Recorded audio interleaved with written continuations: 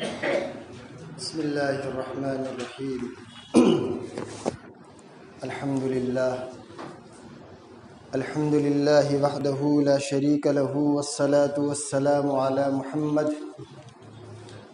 لا نبی بعدہ ولا رسالة بعد رسالتی ولا نبوة بعد نبوتی ولا کتاب بعد کتابی ولا شریعة بعد شریعتی ولا معصوم بعد عصمتی ولا سنت بعد سنتی ولا امت بعد امتی صدق اللہ العظیم قال اللہ تبارک وتعالی فمن اتبع ہدای فلا یضل ولا یشقى ومن اعرض عن ذکری فإن له معیشة ضنقا وقال اللہ تبارک وتعالی فی موضع آخر ولا تتبعوا خطوات الشیطان انه لکم عدو مبین انما یأمرکم بالسوء والفحشاء وان تقولوا علی اللہ ما لا تعلمون صدق اللہ العظیم۔ محترم بزرگوں، دینی اور ایمانی بھائیوں، ملک کے جو موجودہ حالات ہیں ان تمام کو سامنے رکھتے ہوئے اگر ہم اپنی 24 گھنٹے کی زندگی کا مشاہدہ کریں اور اس زندگی کو اللہ کے حکم اور نبی صلی اللہ علیہ وسلم کے طریقوں سے موازنہ کریں، اس کے بعد ہم کوئی نتیجہ اخذ کریں کہ یک بیک اچانک بغیر کسی انفارمیشن کے اللہ نے اتنی تکالیف، مصیبتیں ہم تمام اس کے ماننے والوں پر کیوں نازل کرنا شروع کر دی۔ قرآن میں تو اللہ نے ایمان والوں کے ساتھ بڑے وعدے اور بڑی بشارتیں سنائی، لیکن آج آپ ہندوستان کا ہی نہیں، دنیا کے کسی بھی ملک کے مسلمان کی زندگی کا مشاہدہ کر لو، سب سے زیادہ پریشان ہیں وہ ممالک بھی جہاں پر اسلامی حکومتیں ہیں۔ یہی نہیں کہ صرف وہ ممالک جہاں پر ہماری حکومتیں نہیں ہیں، بالکلی اعتبار سے مسلمان پریشان ہیں، اور ان پریشانیوں کو دور کرنے کے جو اسباب ہونے چاہیے، جو سوچ، جو فکرے قرآن اور احادیث کی روشنی میں، ہم ان سے کوسوں دور ہیں۔ قرآن میں اللہ تعالیٰ کہتا ہے، سورہ طٰہٰ کی میں نے 2 آیتیں تلاوت کی، فَمَنِ اتَّبَعَ هُدَایَ فَلَا يَضِلُّ وَلَا يَشْقَى، جو میری ہدایت پر چلے گا، جو میرے رسول کا راستہ ہے، جو میرے صحابہ کا راستہ ہے، جو اس پر چلے گا، میں اس کو کبھی گمراہ نہیں ہونے دوں گا۔ اور ایک وعدہ کیا کہ اس کو کبھی تکلیف میں نہیں ڈالوں گا، فلا یضل ولا یشقى۔ آگے اللہ کہتا ہے ومن اعرض عن ذکری، جو میرے ذکر سے اعراض کرے گا، جو مجھے یاد نہیں کرے گا، جو میرے رسول کے طریقے کو پسے پشت ڈالے گا، فإن له معیشة ضنقا، تو میں اس کی زندگی کو تنگ کر دوں گا۔ آئی سمجھ میں وجہ کہ نہیں آئی؟ اللہ کے رسول صلی اللہ علیہ وسلم کی آپ زندگی دیکھیے، آپ 40 سال کے ہوتے ہیں، اس کائنات کو پالنے والا، چلانے والا آپ پر وحی نازل کرتا ہے، اقرأ بسم ربک الذی خلق، آپ کو نبوت سے سرفراز کیا جاتا ہے، آپ اس دین حق کی دعوت کو سب سے پہلے سیدنا ابو بکر صدیق رضی اللہ تعالی عنہ پر پیش کرتے ہیں کہ ابو بکر میں اللہ کا نبی ہوں، میں جو کہوں گا وہ میری بات نہیں ہوگی، وہ اس پروردگار کی بات ہوگی جو سارے جہان کا پالنہار ہے۔ آپ رضی اللہ تعالی عنہ اس کائنات کے پہلے صحابی رسول ہیں۔ آپ نے سب سے زیادہ جس چیز کو بنانے پر، سیکھنے پر محنت کی وہ ایمان ہے، اور اللہ نے اپنے رسول کو جو تنبیہ کی، جو حکم دیا، مال بنانے کی فکریں نہیں دی، اعمال اور ایمان بنانے کی فکریں، اور وہ ایمان بنایا سیدنا ابوبکر صدیق رضی اللہ تعالی عنہ نے، کہ روایتوں کے اندر آتا ہے کہ جنت کے جو 8 دروازے ہیں، ہر ایک سے ابو بکر کے بلانے کی آواز آئے گی، اور وہ دروازہ جس دروازے سے سیدنا ابو بکر صدیق جنت کے اندر داخل ہوئیں گے، اور تمام دروازوں پر فخر کرے گا کہ ابو بکر میرے اندر سے داخل ہوا، وہ ایمان بنایا۔ آج ہم ایمانی اعتبار سے خالی ہو چکے ہیں، کچھ نہیں ہمارے اندر، صرف فوٹو والے ایمان والے، ظاہر میں دکھ رہے ہیں، اندر کچھ بھی نہیں ہے، ہاتھ اٹھا رہے قبول نہیں ہو رہے، نمازیں پڑھ رہے، تسبیحیں گھما رہے، وجہ کیا ہے؟ ایمان بنا ہی نہیں۔ اللہ کے رسول نے اپنے صحابہ کا جو ایمان بنایا وہ اس انداز سے کہ صحابہ کو تعلیم دی کہ اللہ سب جانتا ہے، اللہ تمہارے ساتھ ہے، اللہ کو تمہارے حال کی خبر ہے، اللہ تم کو سنتا ہے، پکارو تو۔ اس نہج پر اللہ کے رسول صلی اللہ علیہ وسلم نے اپنے صحابہ کے ایمان کو بنایا، اور قرآن میں بھی جہاں جہاں اللہ نے ظالم اور جابر بادشاہوں کا ذکر کیا ہے، وہاں یہ ذکر ضرور کیا ہے کہ اللہ تمہارے ساتھ ہے، تم کو سنتا ہے، دیکھ رہا ہے۔ حضرت موسیٰ علیہ السلام کا واقعہ اٹھا لیجئے، آپ علیہ السلام اور آپ کے بھائی حضرت ہارون کو جب اللہ نے حکم دیا کہ جاؤ فرعون کو دعوت حق دو، آپ فرعون کی طرف جب بھیجے گئے تو حضرت موسیٰ علیہ السلام اور ان کے بھائی تھوڑے ڈرے ہوئے ہیں، سہمے ہوئے ہیں کہ اتنی طاقتور حکومت، اتنا طاقتور وہ ہے، اس کو دعوت کیسے دیں؟ اللہ کا حکم ہے، پشو پیش میں مبتلا ہے۔ اللہ نے تسلی دی، قال لا تخافا، ڈرو مت، آپ جاؤ، ان معی ربی سیہدین، کہ تمہارا رب معی ہے، تمہارے ساتھ ہے۔ اللہ نے بھی اپنے نبیوں کا اس طرح ایمان بنایا۔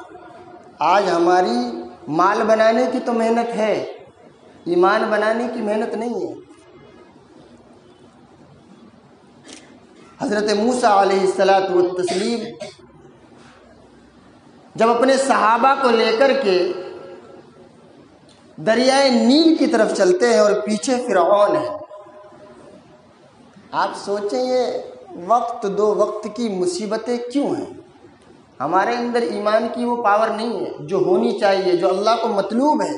یہ تو میں وہ واقعات بتا رہا ہوں، قوم بنی اسرائیل کے واقعات ہیں، ابھی تازہ 100 150 200 سال کے اگر واقعات آپ سنیں گے تو ایمان کی وہ پاور تھی کہ آپ اندازہ نہیں لگا سکتے۔ یہ تو موسیٰ علیہ السلام قوم بنی اسرائیل پر اللہ نے ان کو نبی بنا کر کے بھیجا کہ آپ آگے ہیں، آگے دریائے نیل آ جاتا ہے، پیچھے فرعون اور اس کا لشکر ہے، پریشان ہے۔ تمام حضرت موسیٰ علیہ السلام کے اصحاب کہ اب کیا ہوگا، آگے تو دریا ہے، ڈوب کے مرنا ہے، پیچھے پلٹتے ہیں تو فرعون، اتنا جاہو جا لشکر، ایک دم لمبا چوڑا۔ اللہ فرماتا ہے کہ جب موسیٰ کے صحابہ پشو پیش میں تھے، قال اصحاب موسیٰ انا لمدرکون، کہ پریشان ہے بیچارے کہ آگے تو ڈوب کے مرنا ہے، ابھی کیا کریں گے، پیچھے اگر جاتے ہیں تو فرعون مار ڈالے گا۔ حضرت موسیٰ علیہ السلام نے کہا کہ میرے صحابہ کلا ان معی ربی سیہدین، کہ رب ہمارے ساتھ ہے، ڈرو مت، گھبراؤ مت۔ وہ ایمان، وہ طاقت آج بھی وہی ہے میرے محترم بزرگوں اور دوستوں۔ ضرورت ہے کہ ہم ایمان کو بنائیں اور اپنی زندگیوں کے اندر اس استحضار کو پیدا کریں کہ اللہ سب جانتا ہے، اللہ ہمارے ساتھ ہے، جو ہمارے ساتھ معاملہ ہو رہا ہے اللہ اس تمام معاملے سے کلی طور پر باخبر ہے۔ ارے انبیاء کی زندگی کو دیکھو، انہوں نے تو وقت کا جو سب سے بڑا فرشتہ ہے جبرائیل کو دھتکار دیا کہ مجھے تیری مدد کی ضرورت نہیں ہے، میرا رب میرے ساتھ ہے۔ حضرت ابراہیم علیہ الصلاۃ والتسلیم کا واقعہ ہے، جبرائیل اللہ سے پوچھتے ہیں کہ اللہ تو نے مجھے اس ڈیوٹی پر لگایا ہے کہ میں تیرے نبیوں کی مدد کروں، تیرا حکم ہو تو جاؤں، ابراہیم کو آگ سے بچاؤں۔ روایتوں کے اندر آتا ہے کہ حضرت ابراہیم علیہ الصلاۃ والتسلیم ہوا کے درمیان میں ہیں، ابھی آگ میں گرے نہیں ہیں، حضرت جبرائیل آ کر کے پوچھتے ہیں کیا آپ کو میری ضرورت ہے، حاجت ہے؟ آپ وہ ایمان بنائیے، اللہ آپ سے پوچھے گا کیوں پریشان ہو، کیا ضرورت ہے؟ آج ہمارے اندر جھوٹ بھرا ہے، دھوکہ ہے، فریب دہی ہے۔ اللہ کے رسول نے وہ معاشرہ تعمیر کیا کہ صحابہ نے فرشتوں والی زندگی گزار کر کے بتایا۔ حضرت ابو مرشد رضی اللہ تعالیٰ ابھی تازہ ایمان لائے ہیں، مکے سے مدینے ہجرت کر کے آپ آتے ہیں۔ زمانہ جاہلیت میں آپ کا ایک عورت کے ساتھ تعلقات ہیں، مکے کے اندر دین کی چنگاری، ایمان کا رنگ دل کے اندر چڑھا، آپ مدینے تشریف لاتے ہیں، اللہ کے رسول کے دین حق پر لبیک کہتے ہیں۔ اتفاقاً ایک روز آپ کا مکہ جانا ہوتا ہے، عشاء کے بعد آپ بازار کی طرف نکلتے ہیں، وہی عورت جس سے آپ کے تعلقات تھے وہ ملتی ہے اور وہ پوچھتی ہے ابو مرشد کیا ہوا، بڑے دن بعد دکھائی دیے؟ آپ رضی اللہ تعالی عنہ روایتوں کے اندر آتا ہے کہ آپ نے اس فاحشہ عورت کو پہچاننے سے انکار کر دیا۔ اور یہ ایمان کا خاصہ ہے کہ ایمان جب انسان کی زندگی کے اندر 100% داخل ہو جائے گا تو پھر ایمان اس شخص کو گناہ پر باقی نہیں رکھے گا۔ آپ کہتے پھرو کہ میں ایمان والا ہوں اور چیک کرو کہ میں جھوٹ بولتا ہوں، تو آپ کیا ایمان والے ہیں؟ حضرت عمر رضی اللہ تعالیٰ عنہ کا زمانہ خلافت ہے، آپ بستی کے اندر گشت کر رہے ہیں، جاننے کے لیے کوئی پریشان حال ہے، کچھ ہے، ایک بوڑھی عورت کی آواز آتی ہے جو اپنی بچی سے کہتی ہے کہ بیٹا آج بکریوں نے دودھ دیا ہے؟ کہ ہاں اماں دیا ہے، اور دن کی بنسبت آج تھوڑا کم دیا ہے۔ کہ تو بیٹا جو اوکڑے لگے ہوئے ہیں، جن لوگوں کے ہم دودھ پہنچاتے ہیں، وہ لوگ اس بات کو ماننے کے لیے تیار نہیں ہوں گے، جن کو جتنا دودھ دینا اتنا پہنچانا پڑے گا، کہ تو ایک کام کر اس دودھ کے اندر پانی ملا دے۔ وہ بچی کہتی ہے کہ امی جان ہمارے امیر المؤمنین سیدنا عمر ابن خطاب نے دودھ میں پانی ملانے کے لیے منع فرمایا ہے۔ ماں کہتی ہے بیٹا عمر یہاں کہاں ہے؟ کہ عمر نہیں ہے، عمر کا رب تو ہے، وہ تو دیکھ رہا ہے۔ تو جب یہ استحضار ہماری زندگی کے اندر آ جائے گا کہ اللہ سب جانتا ہے، ہر حال کی خبر ہے، تو نماز کے بعد جب امام صاحب سلام پھیریں گے نا تو ہمارے رب کے حضور دعا کے لیے ہاتھ اٹھیں گے، نہ کہ جیب سے موبائل نکلے گا۔ یہ ہے ایمان کا استحضار۔ اچھا سلام پھیرتے ہی موبائل کیا نکال کے چیک کرتے ہیں کہ اللہ قبولیت کا میسج بھیج دیا ہے کہ نماز تمہاری قبول ہو گئی ہے، جاؤ گھر پہ۔ ارے اللہ کے ولی ہو، 10 منٹ کے لیے مسجد میں آتے ہو، اس شیطان سے پیچھا چھڑا کے نہیں آ سکتے؟ میں اعلان کرتا ہوں کہ بھائی موبائل بند کر لو، پھر بھی بجنا ضرور ہے۔ ارے یہ تو سوچو کہ آپ کے موبائل کے بجنے سے کتنے لوگوں کی نماز خراب ہوتی ہے، یکسوئی پورے حرم کی یکسوئی چلی جاتی ہے۔ مجھے خود سوچنا پڑتا ہے کہ میں کون سی رکعت میں تھا، گھنٹی بج گئی، توجہ ادھر چلی گئی، بات ختم۔ اب آدمی نماز میں کہاں رہا؟ اب تو آپ فارمیلٹی پوری کر رہے ہیں، رکوع سجدے کر رہے ہیں، وہ جو کانٹیکٹ تھا اللہ سے وہ تو ٹوٹ گیا، آپ کی گھنٹی نے توڑ دیا۔ تو مسلمان تو وہ ہے کہ اس کو استحضار رہے، اللہ سب جانتا ہے، سب دیکھتا ہے، سب سنتا ہے، اس کو ہمارے ہر ایک حال کی خبر ہے، وہ جھوٹ سے پاک زندگی گزارے۔ وہ معاشرہ ایسا بنائے جیسا نبی نے بنایا تھا، کہ ایک جاہل بدو جو بکریاں چراتا ہے، حضرت عبداللہ ابن عمر رضی اللہ تعالیٰ عنہ اس سے کہتے ہیں کہ تو اپنی بکری مجھے فروخت کر دے۔ وہ کہتا ہے کہ بھائی میں ان بکریوں کا مالک نہیں ہوں، میں تو چرواہا ہوں۔ ایک جاہل کی بات ہے، پڑھے لکھے کی نہیں۔ روایتوں کے اندر آتا ہے کہ اس شخص نے حضرت عبداللہ ابن عمر سے کہا کہ میں ان بکریوں کا مالک نہیں ہوں، میں چرواہا ہوں، مالک کوئی اور ہے۔ حضرت عبداللہ اس کو جانچنے کے لیے، پرکھنے کے لیے اس کو ایڈوائز دیتے ہیں، ارے تو کیا ضرورت ہے، کہہ دینا ایک بکری کو بھیڑیا کھا گیا، وہ تھوڑی تجھ سے اتنی تحقیق کرے گا۔ اس وقت کا جاہل بدو حضرت عبداللہ ابن عمر کو جواب دیتا ہے فَأَيْنَ اللَّهُ، کہ اللہ کہاں چلا جائے گا؟ ہم گزارتے ہیں ایسی زندگی، اللہ نے ہمیں علم دیا ہے، اتنا تو جانتے ہم لوگ کہ حرام کیا ہے، حلال کیا ہے، صحیح کیا ہے، غلط کیا ہے۔ ایک زمانے میں ایک تاجر تھا، اس کو تجارت کی غرض سے 4 مہینے کے لیے اس علاقے میں جا کر کے رہنا پڑتا تھا جس علاقے کے، مثلاً وہ سیب کا اگر کاروبار کرتا ہے تو جتنے دن سیب پکتا تھا اور تیار ہو کر کے ٹوکری میں آتا تھا، اس علاقے میں جا کر کے اس کو رہنا پڑتا تھا۔ تقریباً 3 یا 4 مہینے کا وہ زمانہ ہوتا تھا۔ اس کے دل کے اندر ایک خیال آیا کہ میں 4 مہینے اپنی عورت سے، اپنی بیوی سے دور رہتا ہوں، کیوں نہ میں ایک شادی یہاں پہ کر لوں؟ بغیر شادی کیے میں گناہ سے محفوظ تو نہیں رہ سکتا، اور اسلام نے 4 شادیوں کی اجازت دی ہے، بیوی سے بھی بتانے کی کیا ضرورت ہے؟ بہرے کے اس نے شادی کر لی اس علاقے میں، ایک عورت کو اس نے پیغام بھیجا اور اپنی ساری کنڈیشن بتلا دی کہ میں پہلے سے شادی شدہ ہوں، بچوں والا ہوں، یہاں پر تجارت کی غرض سے اتنے مہینے میرا قیام رہتا ہے، اور یہ کنڈیشن پر میں آپ سے نکاح کرنا چاہتا ہوں، 4 مہینے آپ کے پاس رہوں گا، 4 مہینے کے بعد پورے سال واپس آنے تک آپ کو خرچ بھی ملے گا، سب کچھ باضابطہ ملتا رہے گا۔ خیر وہ عورت بھی سمجھدار تھی، اس نے اس کی آفر کو قبول کر لیا اور اس سے نکاح ہو گیا۔ وہ آیا تو جو پہلی بیوی تھی اس شوہر کے ہاؤ بھاؤ کو دیکھ کے سمجھ گئی کہ جو ہے جناب کے مزاج بدلے نظر آ رہے ہیں، کچھ تو گڑبڑ ہو گئی ہے۔ بیوی سمجھ جاتی ہے، تو سمجھ گئی کہ جب سے یہ اب کے سفر سے آئے ہیں تجارت کے، بدلے سرکار نظر آ رہے ہیں، کچھ تو مسئلہ ہے۔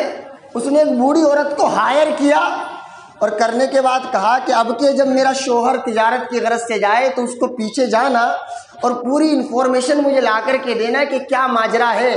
وہ بوڑھی اماں چند روپے کی اجرت لے کر کے اس نے پوری اسٹوری آ کر کے سنا دی کہ آپ کے شوہر نے فلاں جگہ شادی کر لی اور دوسری بیوی وہاں پہ رکھی۔ میرے کیف ہوا ہے کہ اس شخص کو اٹیک آیا اور اس کا انتقال ہو گیا۔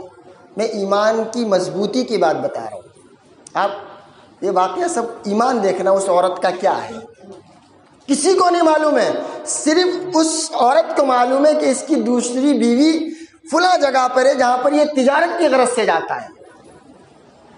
اس کا انتقال ہو جاتا ہے، وراثت تقسیم ہوتی ہے، اس عورت کے حصے میں، اس بیوہ کے حصے میں 4 گونیاں بھر کے دینار و درہم آتے ہیں۔ کتنے؟ 4 گونیاں بھر کے دینار و درہم آتے ہیں۔ وہ سوچتی ہے کہ ان پہ میرا اکیلی کا قبضہ نہیں ہے، میں اس کی اکیلی ذمہ دار نہیں ہوں، اس کی تو دوسری بیوی ہے جو کوئی نہیں جانتا لیکن میں جانتی ہوں۔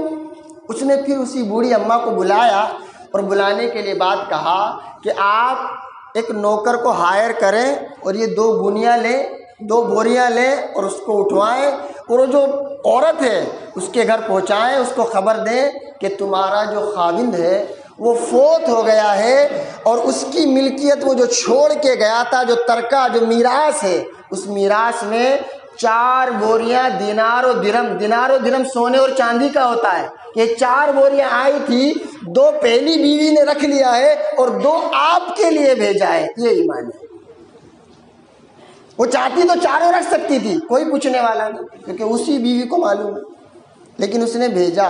وہ بیوی تھوڑی دیر روئی دھوئی، پھر اس نے اس بوڑھی اماں سے عرض کیا کہ آپ آئیں، مجھے خبر دی، آپ کا بہت بہت شکریہ، اب آپ اس کو لے کر کے چلے جائیے، کیونکہ جب وہ آخری سفر پہ یہاں آئے تھے تھوڑی بہت میری ان سے ناکا چاکی ہو گئی تھی اور جاتے جاتے وہ مجھے طلاق دے کر کے چلے گئے تھے، لہٰذا اس دینار و درہم پر میرا کوئی حصہ اور کوئی حق نہیں بنتا ہے۔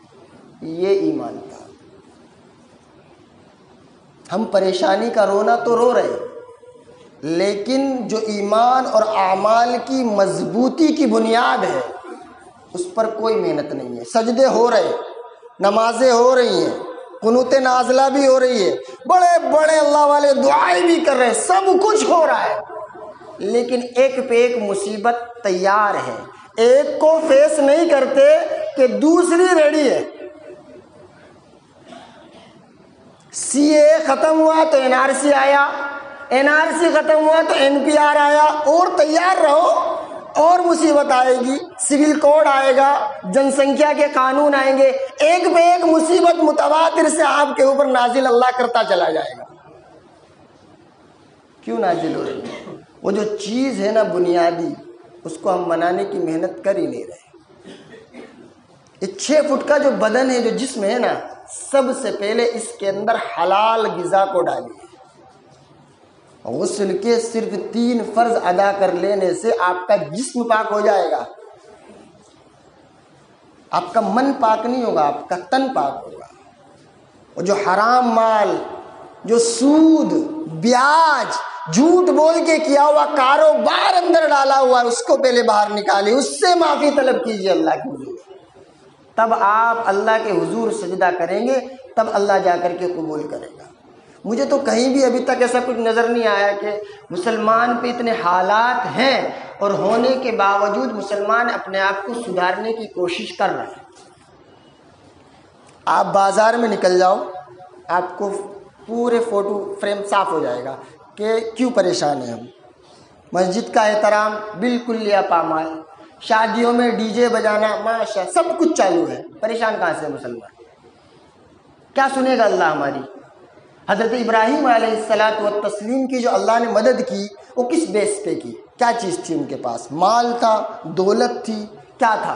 ایمان کی پاور، کہ اللہ سب جانتا ہے، میرے حال کی خبر ہے۔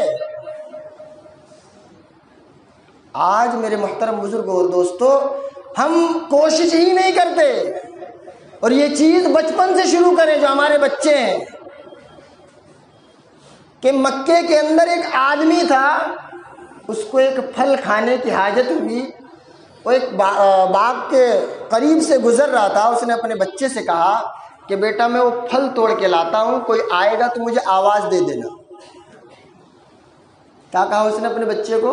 کہ کوئی آئے گا تو مجھے آواز دے دینا۔ اور ان کے بارے میں آتا ہے کہ اس بچے کو انہوں نے حضرت سلیمان دارانی رحمۃ اللہ علیہ کے پاس ٹریننگ کے لیے بھیجا تھا، اور وہ چیک کرنا چاہتا تھا کہ میرے بچے کے اندر کتنی ایمان کی حلاوت اور کتنی طاقت ہے، کہ میں آج اپنے بچے کا امتحان لیتا ہوں۔ وہ بولا کہ بیٹا میں جاتا ہوں اور جا کر کے وہ پھل توڑ کے لے کر کے آتا ہوں جو سامنے لگا ہوا ہے۔ ابا ابھی صرف پھل کو ہاتھ لگانے والے تھے کہ بیٹے کی آواز نکلی کہ یا ابی احد یرانا۔ باپ بھاگ کر کے آیا، دیکھا ادھر ادھر کوئی بھی نہیں ہے، کہ ابا جان اللہ ہے، آپ انسان کو کیا دیکھ رہے ہیں؟ اگر ہمیں اس بات کا استحضار ہو جائے کہ اللہ ہر جگہ ہے، سب جانتا ہے، تو میرے محترم بزرگوں اور دوستو، ہماری زندگی اس نہج پر آ جائے جس نہج پر اللہ نے اپنے نبی صلی اللہ علیہ وسلم کو اپنے صحابہ کو بنانے کے لیے بھیجا تھا، کہ صحابہ نے وہ زندگی گزار کر کے بتائی عملی طور پر، ایسا نہیں کہ آج ہم سے اس چیز کا مطالبہ کیا جا رہا ہے۔ نہیں میرے محترم بزرگوں اور دوستو، یہ تو ایمان اور اعمال کا معیار ہے کہ آپ چاہے کتنی بھی تکلیف میں رہو، آپ سب کچھ کیجئے، لیکن جو ساری کائنات کا مالک اور خالق ہے اس کی طرف سے آپ کی نظر نہیں ہٹنی چاہیے۔ اللہ کو ہمارے سارے حال کی خبر ہے، وہ سب جانتا ہے، اور شیطان ہمارے پیچھے لگا ہوا ہے۔ وَلَا تَتَّبِعُوا خُطُوَاتِ الشَّيْطَانِ، وہ کبھی پیچھا چھوڑنے والا نہیں ہے، اس نے مہلت لی ہے، آخری سانس تک لگا رہے گا، بھٹکائے گا، اور اللہ نے بھی اس کو مہلت دی ہے، اور اللہ نے اس سے وعدہ کر لیا ہے کہ جو تیری مان کر کے آئے گا اس کو منہ کے بل گھسیٹ کے جہنم میں ڈال دوں گا، اور جو میرے مطابق میرے نبی کے طریقے پر 24 گھنٹے میرے استحضار کے ساتھ زندگی گزار کر کے آئے گا، اس کا وہ اعجاز اور وہ اکرام کروں گا کہ ساری کائنات میں اس کو فخر ہوگا۔ میرے محترم بزرگوں اور دوستو، ہم وہ زندگی گزاریں، وہ استحضار اپنی زندگیوں کے اندر لائیں کہ اللہ سب جانتا ہے۔ ہم جھوٹ بولتے ہیں تب بھی وہ استحضار لائیں، نماز پڑھتے ہیں تب بھی وہ استحضار لائیں، بازار میں ہو تب بھی ہماری سوچ یہی ہو کہ اللہ سب جانتا ہے، اللہ کو میرے حال کی خبر ہے۔ دعا کریں کہ اللہ مجھے اور آپ کو اپنے حکم اور اپنے نبی صلی اللہ علیہ وسلم کے طریقے پر 100% زندگی گزارنے کی توفیق عطا فرمائے۔ آمین ثم آمین، وآخر دعوانا الحمد للہ رب العالمین۔